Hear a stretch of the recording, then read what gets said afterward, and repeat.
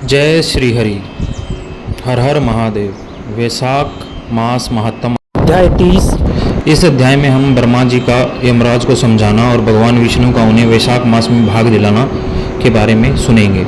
ब्रह्मा जी ने कहा, यमराज, तुमने क्या आश्चर्य देखा है? क्यों तुम खेद हो रहे हो? भगवान गोविंद को एक बार भी प्रणाम कर लिया जाए तो वह 100 अश्वमेघ योगों के अवधूत स्नान के समान होता है। यज्ञ करने वाले तो पुण्य इस संसार में जन्म लेता है, परंतु भगवान को किया हुआ प्रणाम पुनर्जन्म का हेतु नहीं बनता, मुक्ति की प्राप्ति करा देता है। जिसकी जीवा के अग्रभाग पर हरि ये 2 अक्षर विद्यमान हो, उसको कुरुक्षेत्र तीर्थ के सेवन अथवा सरस्वती नदी के जल में स्नान करने से क्या लेना।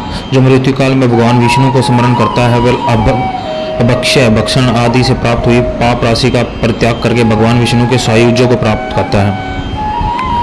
भगवान विष्णु को अपना स्मरण बहुत ही प्रिय है यमराज। इसी प्रकार वैशाख मास भी भगवान विष्णु को ही प्रिय है। जिसके धर्म को श्रवण करने मात्र से मनुष्य सब पापों से मुक्त हो जाता है। उसके अनुष्ठान में तत्पर रहने वाला मनुष्य यदि मुक्ति को प्राप्त हो तो उसके लिए क्या कहना। वैशाख मास में भगवान पुरुषोत्तम के नाम और यश का गान किया जाता है, जिससे भगवान बहुत प्रसन्न होते हैं। पुरुषोत्तम श्री हरि संपूर्ण जगत के स्वामी और हमारे जनक हैं।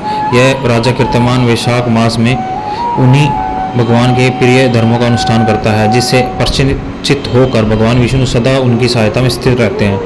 भगवान वासुदेव के भक्तों का कभी अमंगल नहीं होता। उन्हें जन्म मृत्यु जरा और व्याधि का भय भी नहीं रहता। कार्य में नियुक्त किया हुआ पुरुष यदि अपनी पूरी शक्ति लगाकर स्वामी के कार्य साधन की चेष्टा करता है तो उतने से ही वह कृतार्थ हो जाता है।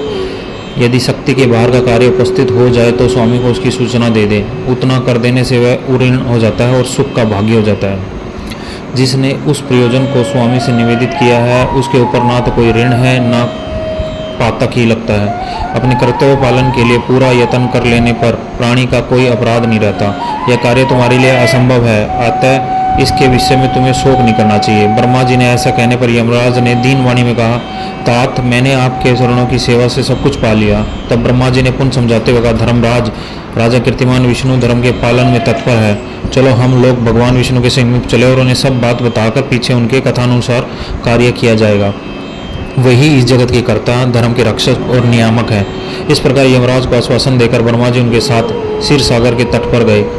वहाँ उन्होंने सच्चिदानंद स्वरूप गुणान्वित परमेश्वर विष्णु का सत्वन किया। ब्रह्मा जी की स्तुति से संतुष्ट होकर भगवान विष्णु वहाँ प्रकट हुए। यमराज और ब्रह्मा जी ने तुरंत ही उनके चरणों में मस्तक झुकाया। तब भगवान महाविष्णु ने मेघ के समान गंभीर वाणी में उन दोनों से कहा, तुम लोग यहाँ क्यों आए हो? ब्रह्मा जी ने कहा, प्रभु, आपके श्रेष्ठ भक्त राजा कीर्तिमान के शासन काल में सब मनुष्य वैशाख धर्म के पालन में संलग्न हो गए हैं। आपके अविनाशी पद को प्राप्त कर रहे हैं। इससे यमपुरी सुनी हो गई है। उनके ऐसा कहने पर भगवान विष्णु हंसते हुए बोले, मैं लक्ष्मी को त्याग दूंगा। अपने प्राण, शरीर, श्रीवत्स, कौस्तुभमणि, विजयंती माला, देव श्वेतद्वीप, वैकुंठ धाम, क्षीर सागर, शेषनाग और गरुड़ को भी छोड़ दूंगा, परंतु अपने भक्त का त्याग नहीं कर सकूंगा। जिन्होंने मेरे लिए सब भोगों का त्याग करके अपने जीवन तक मुझे सौंप दिया है, जो मुझे पे मन लगाकर मेरे स्वरूप हो गए हैं, उन महाभक्त को मैं कैसे त्याग सकता हूँ। राजा कीर्तिमान को इस पृथ्वी पर मैंने 10,000 वर्षों की आयु दी है। उसमें से 8,000 वर्ष तो बीत गए हैं। शेष आयु और बीत जाने पर उसे मेरा सायुज्य प्राप्त होगा। उसके बाद पृथ्वी पर बैन नामक दुष्ट आत्मा राजा होगा, जो संपूर्ण वेदाक महाधर्मों को लोप कर देगा। उस समय वैशाख धर्म के भी छिन्न भिन्न हो जाएगा। बैन अपने आप से पाप से भस्म हो जाएगा। तत्पश्चात मैं पृथ्वी होकर उन सब धर्मों का प्रचार करूंगा। उस समय लोगों में वैशाख धर्म के प्रसिद्ध करूंगा। शास्त्र मनुष्य में कोई ऐसा होता जो मुझ पे अपने मन प्राण अर्पित करके अपने सर्वस्व मुझे समर्पित कर दे और मेरा भक्त हो जाए। जो ऐसा होता है वही मेरे धर्मों का प्रचार करता है। इस वैशाख मास में भी वैशाख धर्म में तत्पर रहने वाले महात्मा पुरुषों और राजा के द्वारा समय अनुसार तुम्हारे लिए भाग दिलाऊंगा। लोक में जो कोई भी वैशाख मास का व्रत करेंगे, मैं तुम्हें भाग देने वाले होंगे और उनके वैशाख मास में बताए हुए महाधर्म के पालन में तुम कभी विघ्न ना उपस्थित करना। यमराज को इस प्रकार आश्वासन देकर भगवान विष्णु वहीं अंतर्ध्यान हो गए। ब्रह्मा जी भी अपने सेवकों के साथ सत्यलोक को चले गए। उनके बाद यमराज भी अपनी पुरी को पधारे। वैशाख मास की पूर्णिमा को पहले धर्मराज के उद्देश्य से जल से भरा हुआ घड़ा, दही और अन्न देना चाहिए।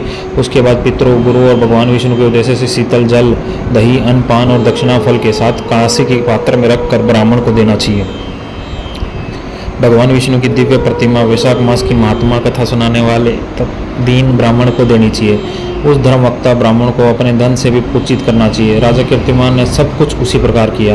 उन्होंने पृथ्वी पर मनोवांछित भोग भोग कर शेष आयु पूर्ण होने के पश्चात उत्तरपात्र आदि के साथ श्री विष्णु धाम को प्रस्थान किया।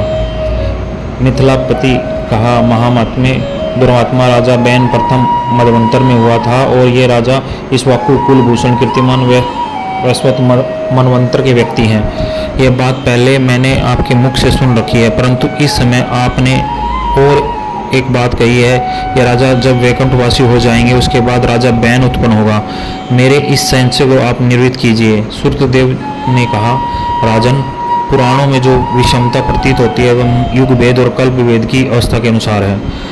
किसी कल्प में ऐसा ही हुआ होगा कि पहले राजा कीर्तिमान और फिर पीछे बैन हुआ होगा, इसलिए कहीं कथा में समय की विपरीतता देखकर आपके अप्रामाणिक होने की आशंका नहीं करनी चाहिए। जय जय श्री हरि, हर हर महादेव। भगवान विष्णु की कृपा आप पर बनी रहे। यहाँ कृपया करके सुबह जल्दी उठकर स्नान करें और तुलसी माता और सूर्य को जल दें, आपके सारे पाप कटेंगे। भगवान आप पे भी कृपा बनाए रखे। ओम नमो भगवते वासुदेवाय नमः।